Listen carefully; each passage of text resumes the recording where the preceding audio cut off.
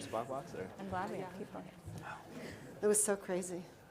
Okay, we're going to start. Good morning, everybody. My name is Sara Eisen.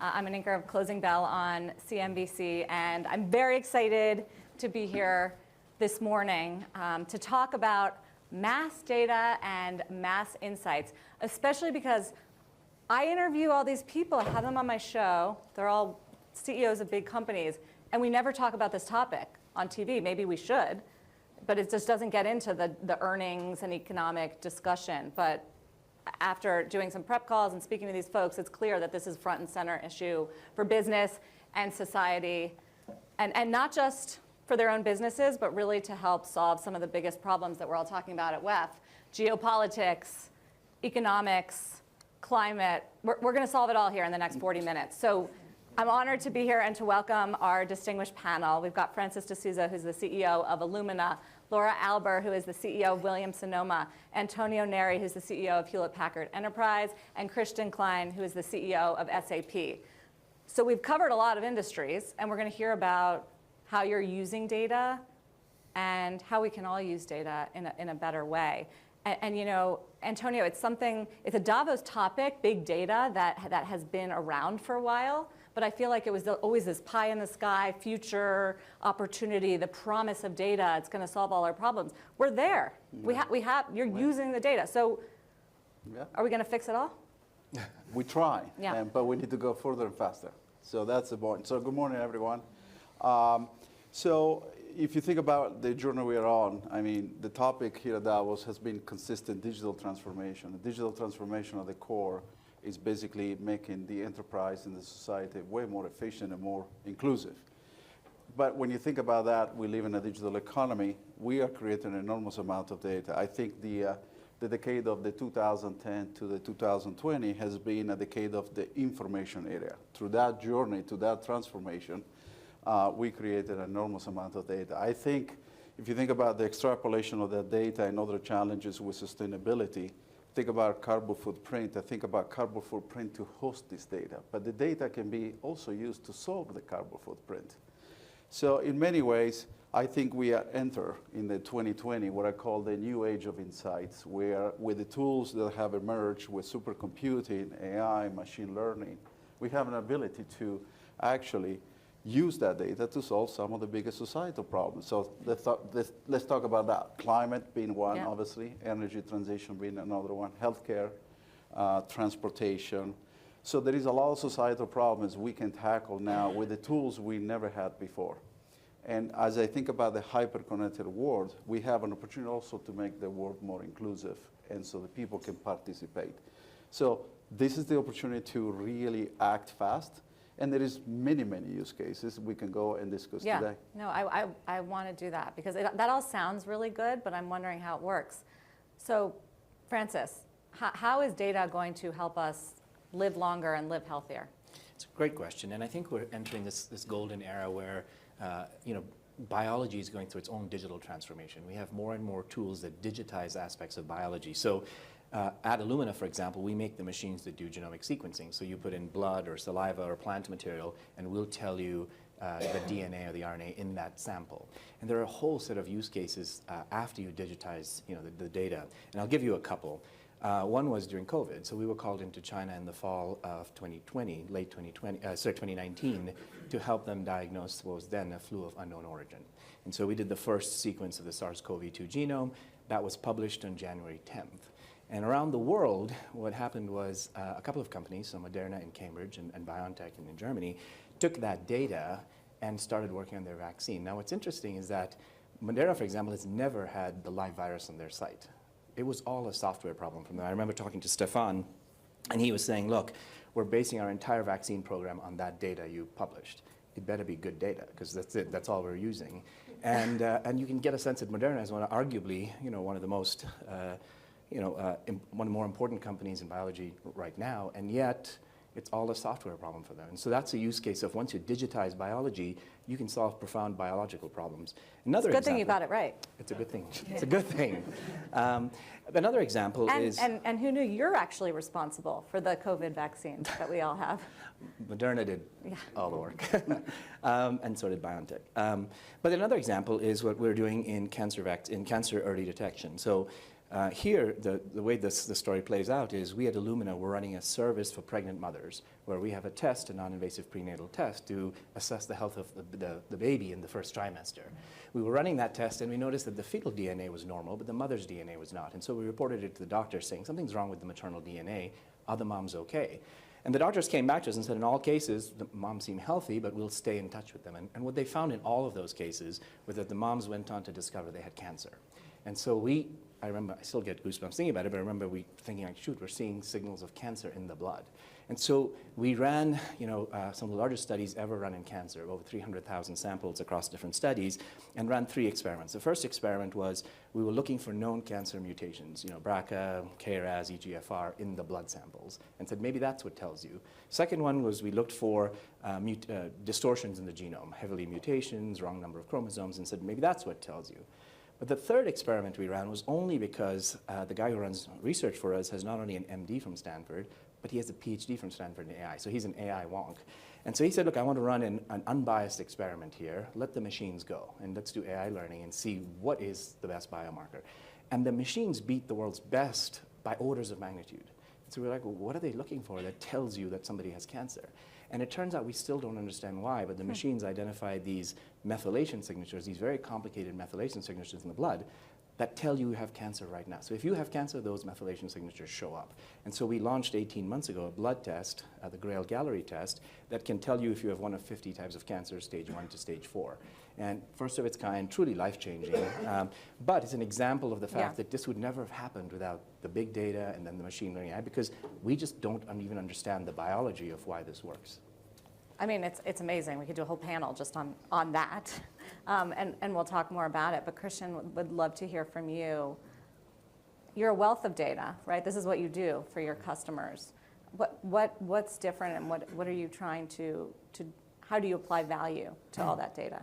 That's a good question, Sarah. And look, we at SAP, of course, we also ask ourselves, what can our technology do about all the challenges we are discussing here at the WEF? And again, this year, we are talking a lot about resilient supply chains, and because it's actually jeopardizing our growth. And second is, of course, every CEO I'm talking here to has really no clue what is happening on Scope 3 with regard to carbon emissions.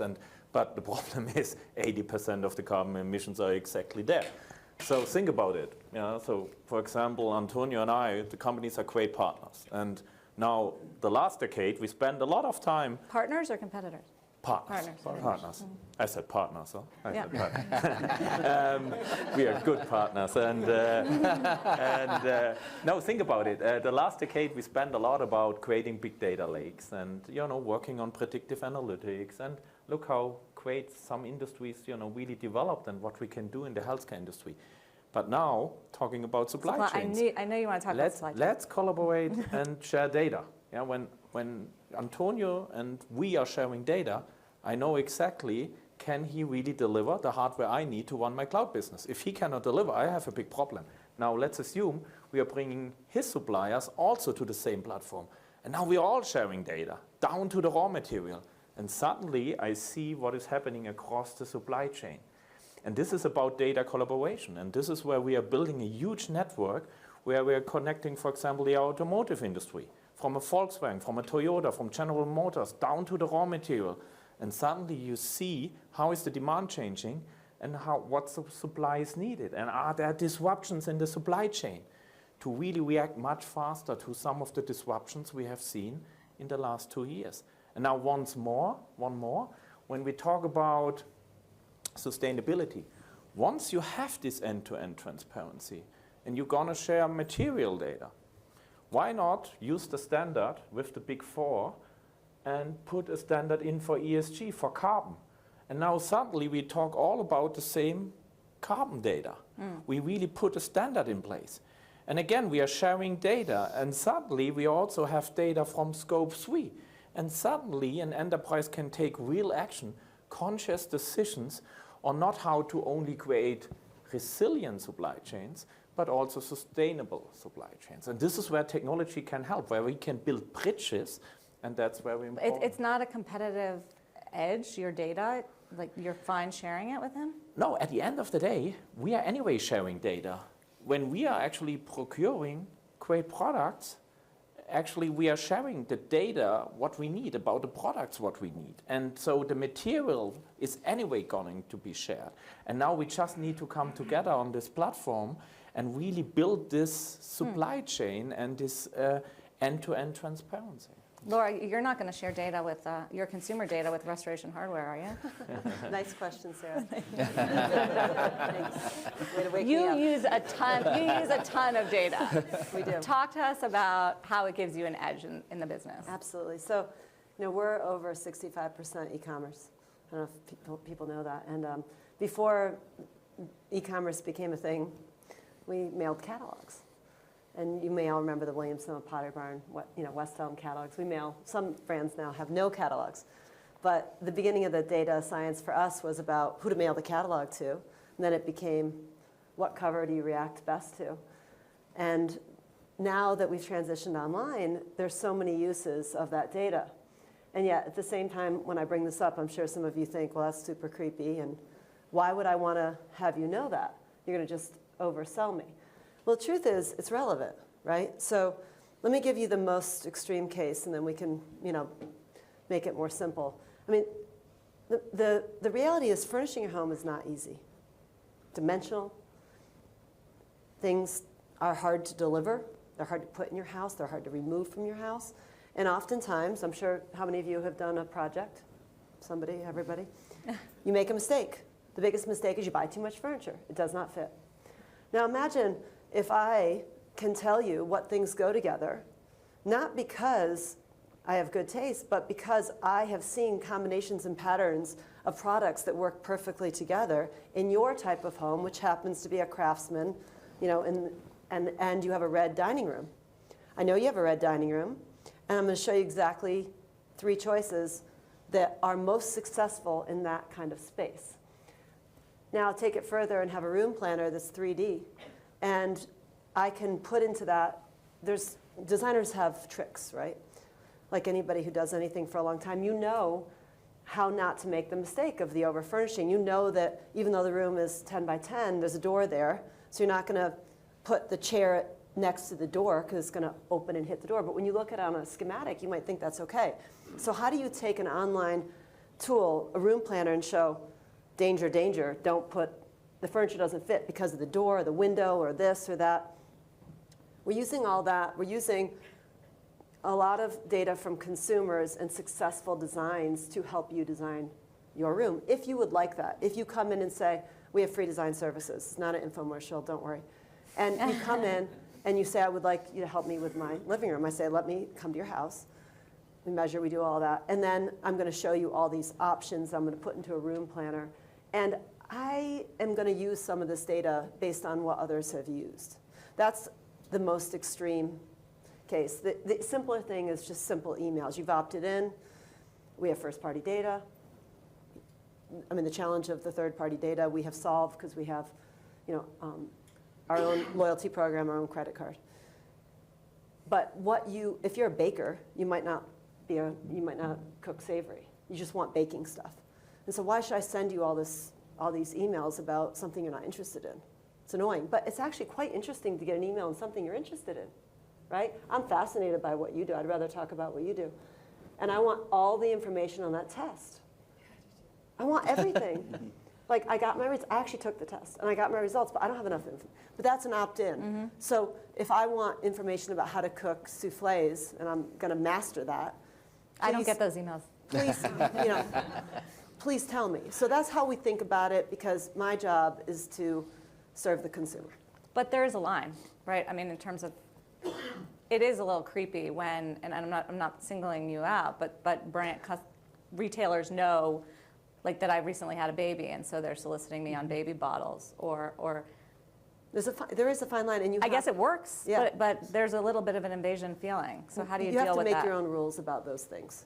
If you want to come on and sign up and register with us, that's one thing. But we are very careful not to use this extra data that you can get outside. We do new mover. Well, that seems like a pretty benign thing. Post office information, you signed up, change of address. Now I'm going to send you something that says, want me to decorate your house. Less creepy than the baby. Sure. Judgment on my part, right? But consumers also give us a lot of feedback. So we try to do what they want and not just optimize for sales. Francis, I mean, it's an issue for you too, right, with healthcare, very personal data. And I was curious when you used the China example. First of all, are they sharing data with you now on their current wave? So the way it works is our customers keep the data on their site. So they buy machines from us, and then they store the data themselves. So we don't actually have access to our customers' data. They can store it on their own site. But wouldn't it be useful if you did? Because then you could make your technology better? There are actual service providers. Like JustAid, for example, has emerged as one of the heroes of the pandemic. What it is it's a website basically that's run by a very small team where everybody around the world, I think over 200 countries and territories, have uploaded genomes. And so, I mean, we donate a lot of sequencers through countries in Africa and Southeast Asia to give countries the capability to do sequencing of the genomes.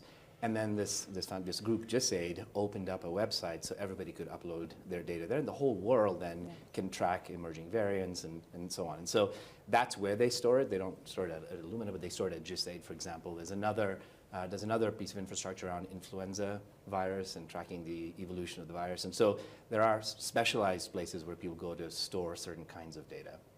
But we don't know, like, if there are variants coming out of China now. Is anyone sequencing that? You'd have to look in JustAid to see what's published. So we don't get to see that data. It's in the JustAid data that's published, publicly for everyone to see. Yeah, I mean, it kind of, Antonio, gets into this question, right, of data sharing is good, right? Yeah, is it? I actually don't think about data sharing. I think about sharing insights. Data is proprietary, is yours, personal. Right. Obviously, there is all sorts of data. Laura talked about the data that she uses. Christian talked about data more in the transaction supply chain business. He talked about healthcare type of data and so forth. I mean, if you think about what Francis talked about, and we actually help a lot of companies accelerate the genome research because in the end you need supercomputer capacity and you need sustainable supercomputer capacity.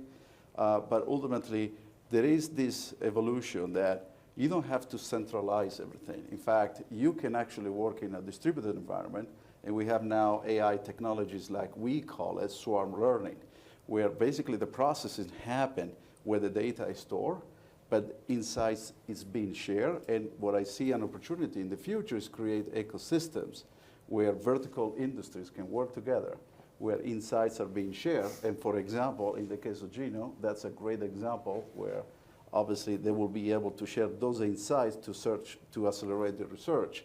A great example here in Germany, we work with an entity called DZNE. DZNE is focused on finding the cure for Alzheimer's and dementia. And what they have done is sign up 30,000 citizens that they're willing to basically take a brain of the scan, and a scan of the brain every year. And then we are helping them through these swarm learning technologies and AI technologies, basically map the brain neurons so that we can pinpoint the proteins that are needed to solve that problem. And in fact, by 2027, we'll be able to do that. So that's a great example of applying sustainable supercomputing distributed capacity. Think about the tools with AI and machine learning techniques. Make sure the data is protected, but share the insights to advance cure in that specific case. That's one example. Yeah, right? no, I mean, and there's many others. When I walked into the green room this morning, I said to them, like, aren't we actually talking about AI? We should have named the panel that. It's a lot sexier. But so that's the next step in all this, Yeah, right? exactly. That's where we're going. Is executing against that data, but also do it not just sustainably, but doing it in a collaborative way, but also maintaining the privacy of the data, but focus on insights. That's a tall task. But how do we do that? Everyone becomes SAP customers. Not bad. No, seriously spoken, look, data sharing, Sara, is actually, you are touching on a very important point. I give you an example. When we brought the automotive industry together, I had many CEOs in the room, and I said, hey, when we're going to all share data, you're going to see, and you have this resilient supply chain. You wouldn't imagine. The hardest point was not to get the technology up and running. The hardest point was to convince them that their business model is not getting disrupted when they share their data. Right. And then we came to a point where they said, oh, there's only a win-win for everyone here, because we're going to share the data anyway when we procure our stuff with each other and buy the stuff with each other. And you need to give the people this win-win situation, the companies this win-win situation. Another example is we built a Corona Warn app in Germany. And digital in Germany, we are not so much advanced, but this is a very good example and a big discussion in the public. So in the meantime, 45 million Germans are using it. It's a tracing app, it's Bluetooth. So whenever you're going to meet a person who gets a positive test, you get a warning signal and you said you better stay at home because you met someone who was close enough so that you could be infected. The discussion we had to share data in an anonymous way was unbelievable. In a situation like that where we can save life with technology. But next day we share all of our data on social media. And I said, hey, look, in such a situation, can we please come together as a country? And then I went to Ursula von der Leyen. I said, Mrs. von der Leyen, why can we not do this in the European Union? Because maybe even in COVID, people travel from Germany to Austria. Would it not be great if we can, use the same technology there? There's something about like government tracking. Unbelievable hard. And this is where we need to learn that we need to, get this friction out and trust the technology, but of course also have this opt-in.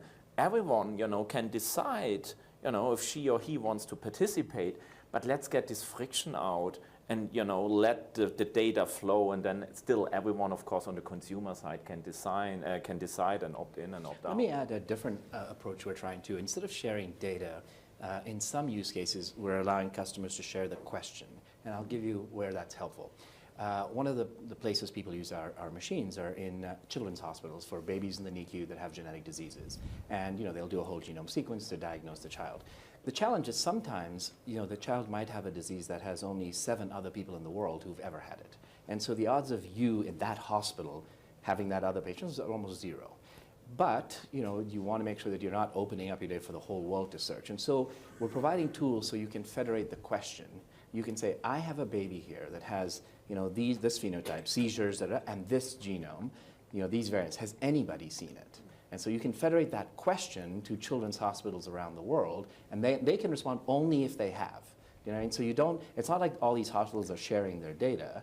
They're just making themselves available for the question, and then they can say, the hospital can talk to the parents of the child they have to say, okay, somebody in San Diego is asking a question, looks like they have the same genetic disease as your child. Is it okay? Do you want to be connected to them or not? And so in this case, it's more about federating the question and doing federated queries and still keeping the data yourselves. And that's the example I was trying to portray early on, is the swarm learning, understanding. You're not moving the data. You're just either probing the data with a question or sharing the insight in a much more distributed way, decentralized. Christian brought up social media. I'm curious what you guys think about how they use data. They're not here to defend themselves, so we can trash talk. But there's been a lot of controversy about them having a lot of our personal, intimate data and using it against us to sell product. Is that a bad thing, Antonio? This is a very difficult topic. Personally, when I think about social media, right, I used to communicate what is relevant, not to basically share my entire life and the like. So this is a combination of responsibilities, how you use these tools and how you regulate those tools as you think about the future of how we conduct ourselves. I think it's a tricky balance, right? It's an incredible tricky balance. And I think this is where another element of the WEF here, which I think is something that has tremendous value, is bringing the public and the private sector together to discuss these issues. Because the fact of the matter is that the public sector, generally speaking, tend to follow behind these issues. And they need help and they need education. And we need to come with solutions from the private side to be able to self-sustain some of these challenges over time. Yeah. My personal view, I think sometimes, and I have kids myself, and I see that, in my view, is a step too far. And you can see kids, these generations, are totally distracted, are not focused. Last night, I had a conversation with my daughter. She's in the last semester in college, and she said to me, Dad, I just put a timer on my phone. Only 15 minutes a day. What that means, it means I'm not going to Instagram anymore. I'm not sharing my stories. So there is some, was my daughter, but there is a movement that people start rethinking. Is she going to TikTok instead? No, it's nothing. Nothing. Nothing. Laura, do you advertise on these platforms? Maybe it's useful. Maybe it's a good thing that they have all We this do. data I have very and mixed it's thoughts effective. about it. I mean, I guess on the one hand, forever there's been things that we like that we know are not good for us, right? And you get the warning, and you're an adult and you make a choice. I think the difference here is it's not entirely clear all the problems, and you've got children, lots of access, and lots of bad actors involved. That's right. So, but how much do you want to regulate everything? It's a really difficult question. So I'm totally guilty of being on these sites. Same. Under the heading of, I need to understand this, I'm a retailer. But you're in the rabbit hole, you're looking at all these things that are a waste of time, but I'm an adult. So I think we have to be very careful about what we're doing and aware and teach our children. And there needs to be a lot more education, I think, for the kids, the youth. That's the only solution I can come up with. It's not going away, Yeah. right? In terms of other better uses of this conversation, subject of lots of data, supply chain's a good one, chain of custody. It's not easy. We're one of the most sustainable home companies. We're the only one that makes the Bloomberg list. We get a lot of credit for it. It's still super hard to know exactly where the wood is from. So you buy sustainable wood. Is it? Have we checked every single person that sold every single thing? This supply chain tracking is a really important piece that I'd love to see more development on. There's some. We're trying to really stay on top of what are all the choices, what are all the options to really have that information. So as we try to reduce our carbon footprint, Yeah. and also make sure that there's no social issues with anything that we make, this would really help us make sure that it is what we think it is. So I put that out there because I wish more people were working on that. I mean, you said you could think of all sorts of ways, solutions, but the truth is it's really hard to really do it. I mean, academically, yes. UPCs, RFID, all those things would work. Yes, I understand. But how do you make sure it actually stays on in the different places, that too isn't fraudulent? And I like the idea of throwing down the gauntlet to say to my competition, beat me at sustainability. I'm happy to share all my data, tell you everything we do. That's where all boats rise, is if we share data on subjects that are very difficult. It's more, I think, more difficult with health data, but one could say I shouldn't tell who my most green supplier is. But on the other hand, maybe I should.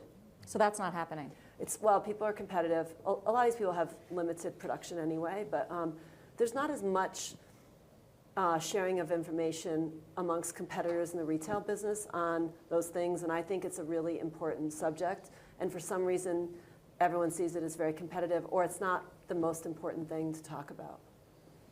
It is here at the World Economic Forum, right, Christian? You've done a ton of work on this issue of sustainability and Yeah, for sure. how companies get better at it through tech. But for sure, I mean, look, this is a good point. Coming back to my point early on, why would you share this data? Where can I win in this? And I guess it's also very important that you're going to share with all of the suppliers coming and share their sustainability data, that maybe they can also find more buyers. Because maybe I supply my product today to one big automotive company, and now there are hundreds of them.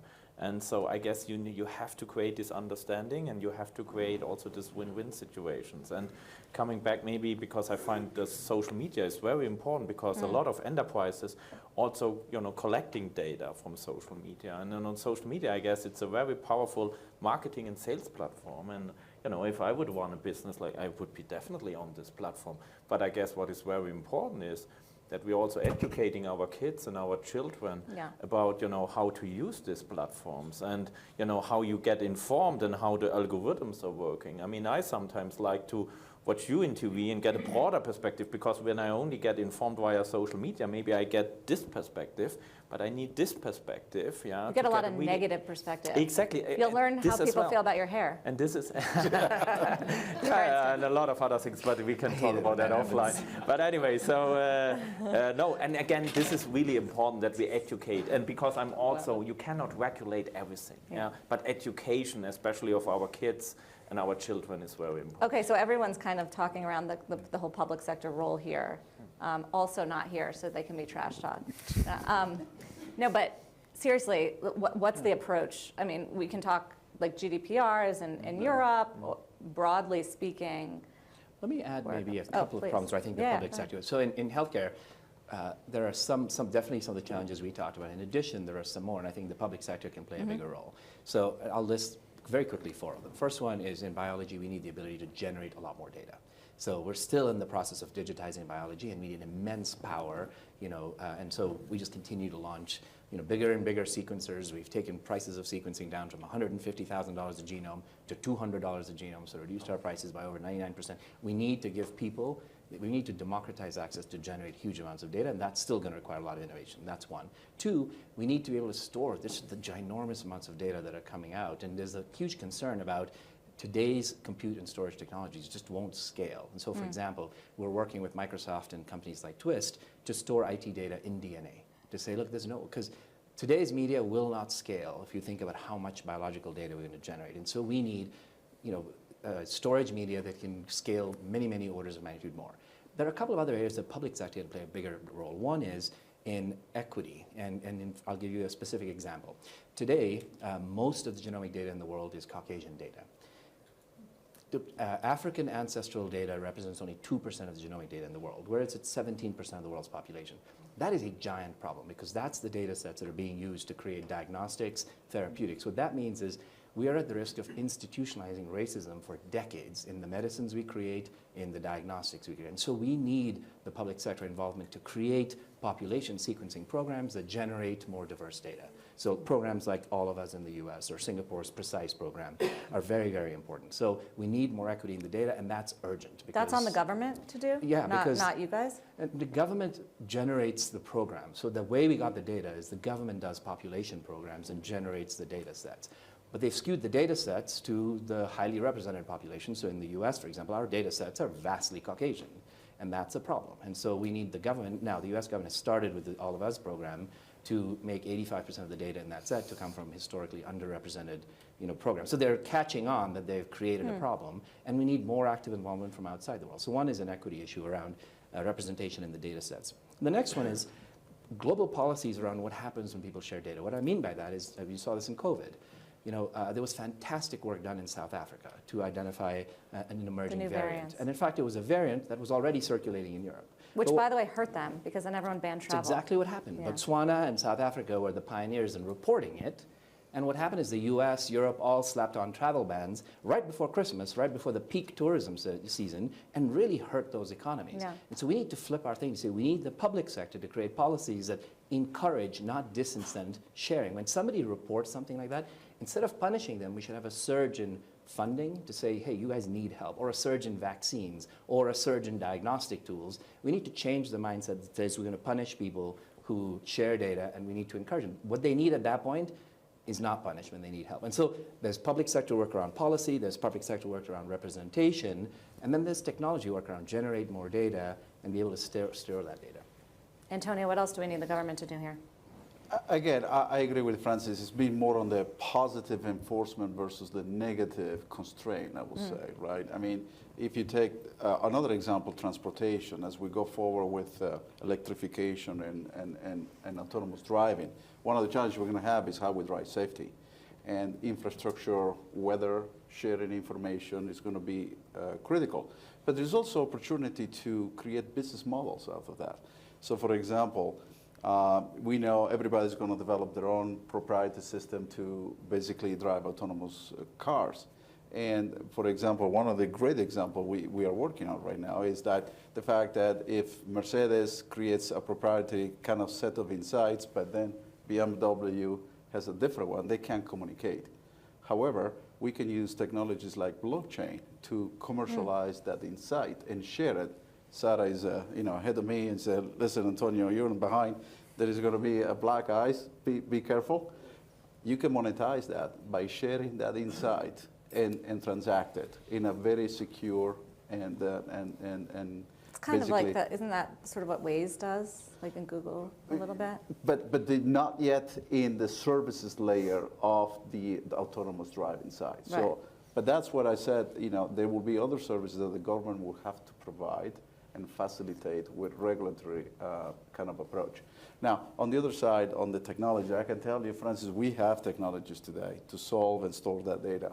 We just last year, we brought for the first time in humankind the exaflop capability that allows us to process now 1 quintillion transactions per second. So think about it, what used to take before weeks and months to maybe years to find a vaccine, now we can do it potentially in days. So how we use this technology in the broader ecosystem to solve some of these challenges with the government.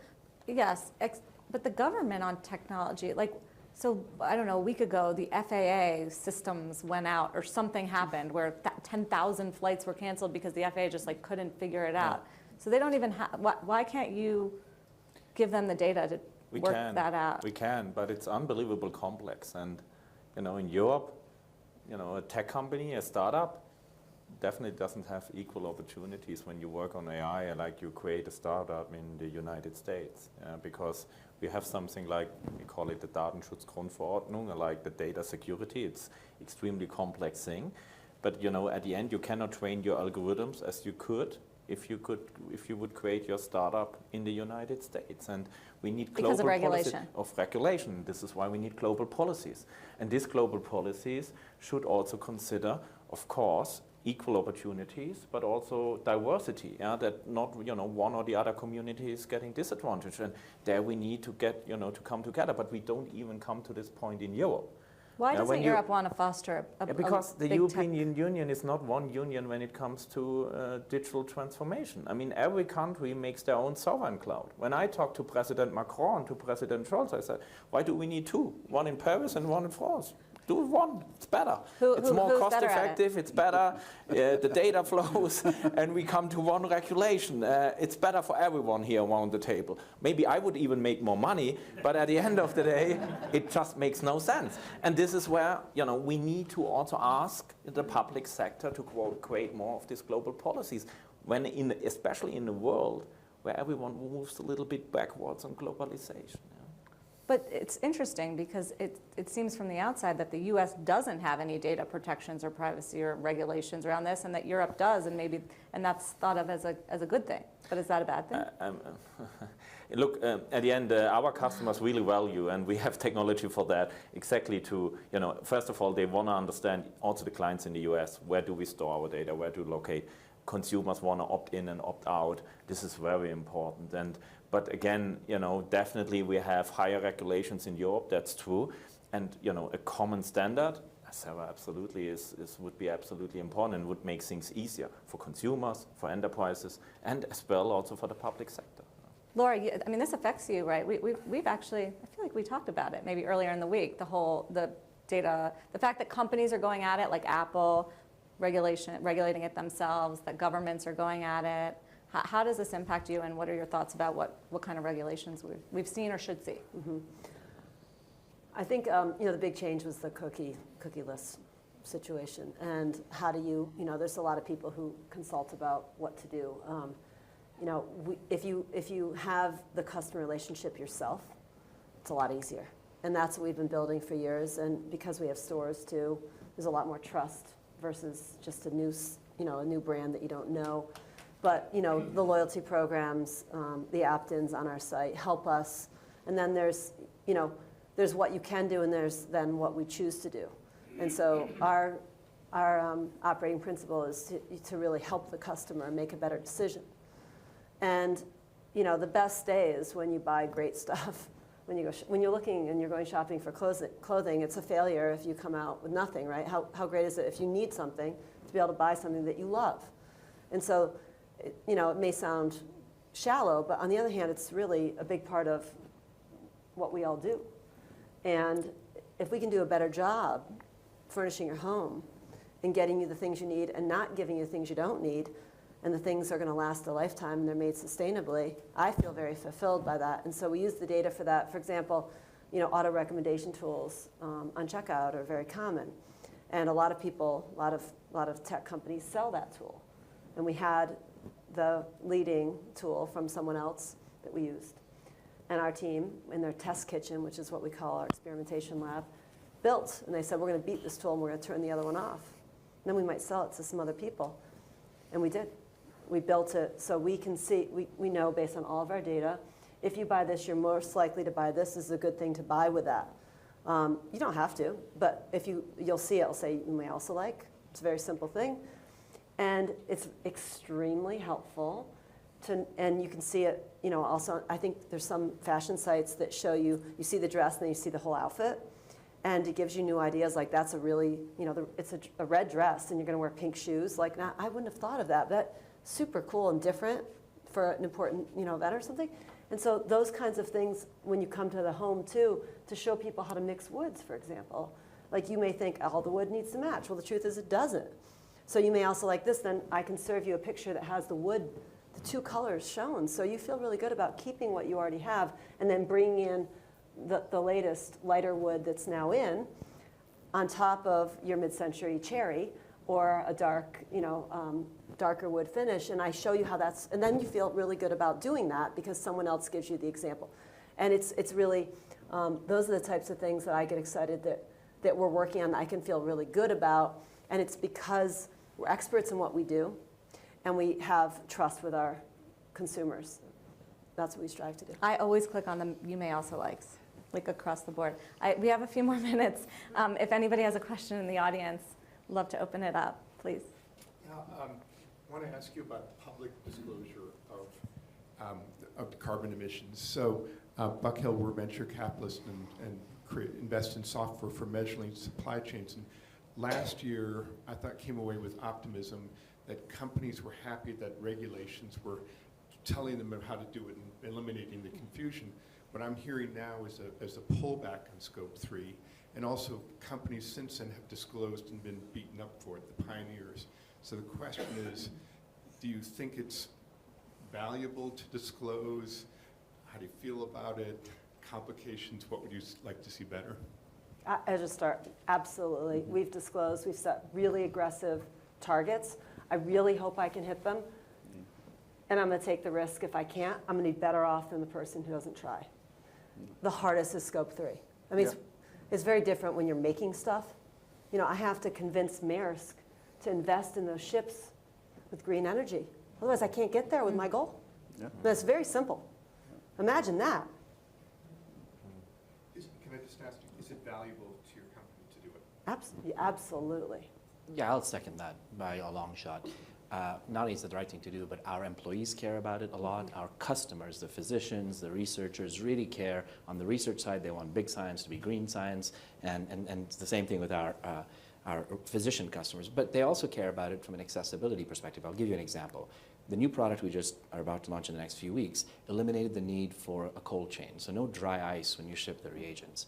That's fantastic, and we reduced plastic and waste by 90%, and we set very ambitious goals. But the people, when I announced it at our event when we launched it, a couple of people came to me in tears, and they said, look, that's a big deal, because in our country, it means we can now run sequencing in our country because we don't have a reliable cold chain, right? And so what started out as a sustainability goal also addresses accessibility, which is if you don't require consistent, cold chains, you're now opening up access to, this essential healthcare technology to countries around the world that couldn't do it. So I'll say it's important. It's important to our customers. It's important to us as a company. We've set ambitious goals. What we'd like to see from regulations is, and for us, they are sort of the backstop. They're not the high bar. We're setting a much higher bar for us than the regulations would ask. But what we'd like is more consistency across everybody asking you to disclose different things, to say, okay, can we have just a simpler framework and a more consistent framework so we know what we need to be reporting and how you want it reported? Because right now you have conflicts in how different standards are measuring things, and so we want more clarity there, and I think that would help everybody. Okay. So- Okay, let's do 1 and 2 very quickly. First off, thank Sound you very bites. much. Sorry. No. Okay. First off, thank you very much for sharing. Some really exciting case studies in particular. Forgive me if I'm mistaken, but I believe, Antonio, you were the only person who used the word insight here. And there's a huge amount of talk about information and data sharing and observation and the what that happens. What I drown in at the moment is the ability to translate all the what that surrounds me into a why. And I mean, I think, Laura, your point about baking, for example, which I loved, and as a huge fan of West Elm, I want to know why that person's buying the baking stuff. Is it because they want to do cozy? Because then I can cross-sell them all things cozy. Or are they doing baking because they really, really hate their job and they want to retrain as a chef? But if I understand the why, it helps me to leverage that data better. And in all of this time we've been talking about big data at WEF for so many years, I have never had that answer. It gives me more and more and more what. It never gives me why, and so insight drowns in information. Let's give this man a why. Somebody. Well, I mean, I think, this is where, I talk about insight as a ways to answer those fundamental questions, right? The fact of the matter is that there is a lot of unanswered questions that we can answer with the tools and the data we have today. And to me, it's like, yes, I agree with Francis, we need more data. The fact of the matter is we need more insights, no more data at this point in time. And I think if you think about just inertia, if you think about just the next 2 to 3 years, we're going to generate more data in the next 2 to 3 years than the last 2,000 years. Okay? Think about the impact to sustainability on that, because the amount of energy to host that data is insane. In fact, there are studies that said maybe 20%, up to 20% of the entire energy consumption will be to store that data. But instead is how we flip the conversation into applying the great technology we have today with the great research and the great kind of learning experiences and answer those questions. Obviously we want to answer the climate question. We want to answer genomic questions. We want to answer other things. And that's where we as a company do. We help answer those questions through technology and know-how to ultimately deliver value. Because in the end, it's all about delivering business outcomes. What Laura talked about is all about delivering value that ultimately returns the value to shareholders, let's be clear, right? But in the context of what you asked early on, is all good because shareholders are demanding it too. Yeah, and maybe very quickly, I mean, look, in the digital world, consumers have much more choices, and enterprises investing a ton of money to understand better the why. Customer loyalty programs, give me price correlations, yeah? How to get my renewal retention rates up, how did other consumers decide in a similar situation. There are a lot of patterns, yeah, what enterprises analyze, yeah, to come up with better cross-sell and higher retention rates. And maybe last piece on sustainability. I mean, I've never thought 3 years ago that we would ever create a business case for an ERP supply chain project based on sustainability. So we'd always talked about how we can help to grow, how can we help to automate, but now every enterprise is also asking, help me to this this green ledger, help me how I get more visibility about Scope 3. So the acceptance is absolutely there. Standards are now key, and the transparency is key. We're out of time, but Laura, do we know why the person wanted to bake? Or we don't know? It just matters that I they want to did. help them achieve their goals. That's my why. Why they do it. I don't even know if you really know why you do anything. And that's a perfect way to wrap. Thank you so much. Thank you very much to our panel, and thank you for coming today. Nicely done. see that one. That was good.